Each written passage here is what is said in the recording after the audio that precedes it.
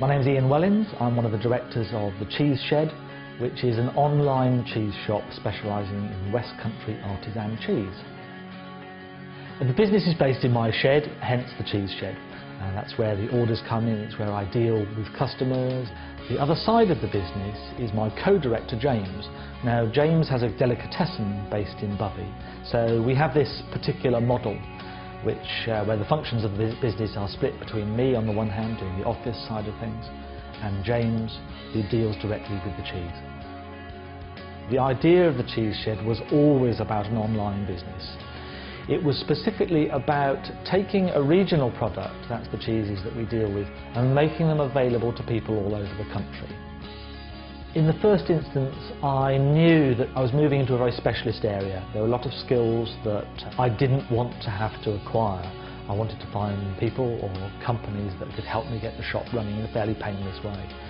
And what I found was a company who offered what they called a hosted e-commerce site. They've built a system for running shops, and design works on a series of templates, and it's a relatively easy way for a company like ours to start. The whole process ended up costing just a few £100s. Briefing didn't apply because it was an off-the-shelf solution. You took what they were giving you, essentially. That was okay for a few years. We've gone through a redesigned shop. We're having the third incarnation of the shop done. Now at this stage, we've moved to a position where actually a great deal of briefing is required. So for the people who are now designing the shop and for the people who are going to build it, and that's two separate groups, we have designers and we have an e-commerce firm who are building the site. They've both had a very extensive sort of briefing document, what the shop needs in terms of nuts and bolts operation, and I think you need to try and give the people you're working with as much information as you can. It will save time later. There's a question about how much it costs to market yourself and establish you online. I think it can cost as much as you want it to, but it's wise to try and explore every inexpensive avenue first. To start with, you are out there amongst billions of other websites, and it may seem a long road to getting to the point where people will be searching for cheese and find you readily. Firstly, take any opportunity to list yourself in directories. That's free, you might as well do it. The second thing, make the site as attractive as it can be, lots of photographs, lots to look at. Why give a one-sentence description of a cheese when you could give several paragraphs about it? And finally, try and establish yourself as someone who has a real enthusiasm for what you're selling and a degree of expertise about it. We're a mail order business. There's really three aspects to this. First of all, it's about getting the right information from the customer and making sure that the customer has given you all the information you need. Secondly, your packaging needs to be immaculate. Third thing we need is a really reliable courier service who will get that box to the customer next day.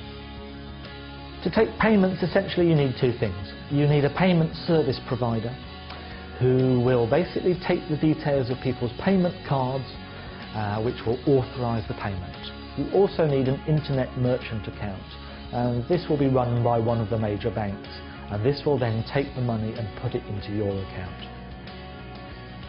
In terms of protection against hackers, viruses, that sort of thing, really we rely on the professionalism of the company that hosts our website.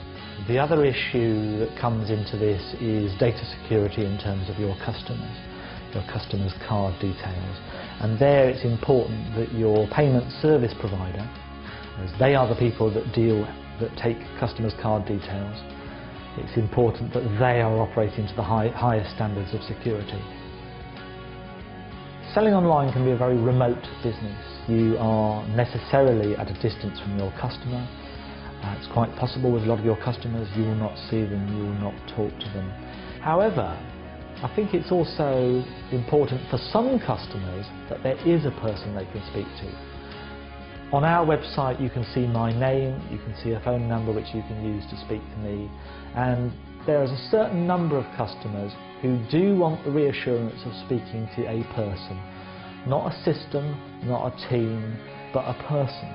And I think you're very wise if you give them the opportunity to do that. I think it's important that if people leave the Cheese Shed for a couple of weeks and come back, it will have changed. Something will look different. The site looks like it's alive. We try and make sure that's always the case.